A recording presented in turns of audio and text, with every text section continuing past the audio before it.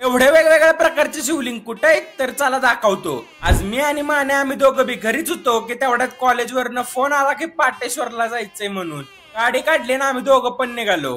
आपल्यातले अर्धे कार्यकर्ता आपल्याला पुढे भेटणार होते, जरा पण वेळ न घालवता मंजिल से ज्यादा सफर का मजा लेते हुए हम निकल पडे पाटेश्वर की तरफ। पार्किंगला गाड्या लावल्या आणि निघालो। बोटाकडे लक्ष देऊ नका। पहिल्यांदा तर गणपती बाप्पा रिद्धी सिद्धीचं दर्शन घेतलं आणि सुमसान अशा पाऊल वाटेवरून येऊन पोहोचलो पाटेश्वराच्या मुख्य मंदिराकडं। तिथं आल्यावर सुरुवात झाली ती म्हणजे शिवलिंग दिसायला।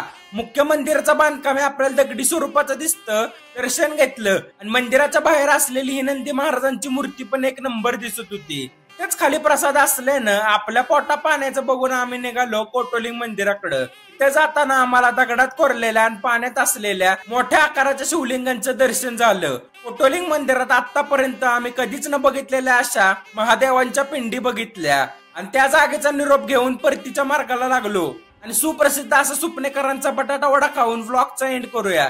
तर भावांनो, व्हिडिओ आवडल्यास व्हिडिओला लाईक आणि फॉलो तेवढं करा।